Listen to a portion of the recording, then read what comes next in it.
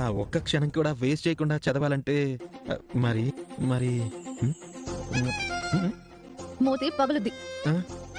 చదవాలంటే ఆ జోషు రావాలి కదా. ప్లీజ్ ఒప్పుకోవచ్చు కదా. Please please please. చదివితే అదే వస్తుంది. ఎక్స్ట్రా చేసావంటే చేతులు విచ్చి పొయ్యిలో పెడతాను. వదిలే చదువుతా.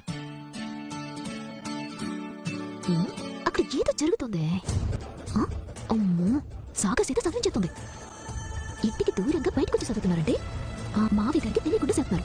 అంటే వీళ్ళతో తప్పు చదువుతున్నారు. నర్మదా నర్మదా నర్మదా ఒక్కటి వచ్చు కదా. Please please please please please. నువ్వు ఇలాగే ఉంటే ఇలాగే చేస్తావు కానీ అటు తిరుగు. చదువు తిరుగు.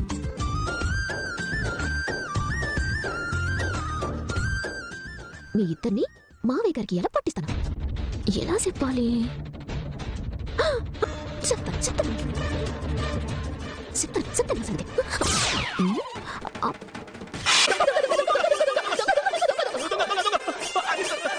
మావిగారు మావిగారు మావిగారు దొంగ మావిగారు దొంగ మావిగారు దొంగ మావిగారు.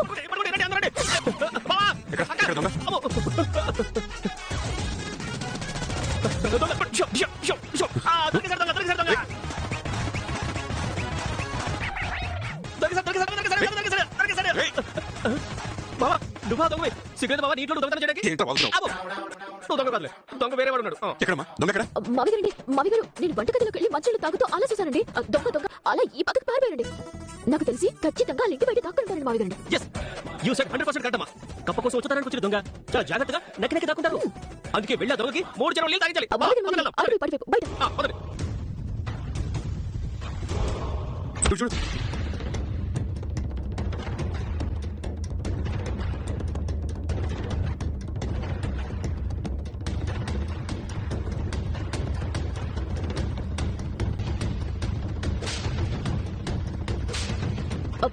మావిగారు ఏది కాదు ఆడవైపు కూడా ఆడవైపు కూడా చూడండి. ఇటువైపు మావిగారు ఏడు ఏడు కాదు ఆడు.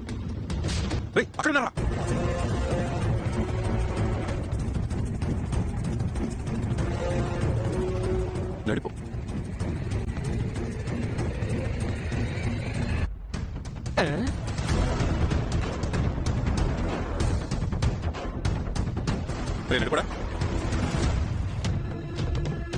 నర్మదా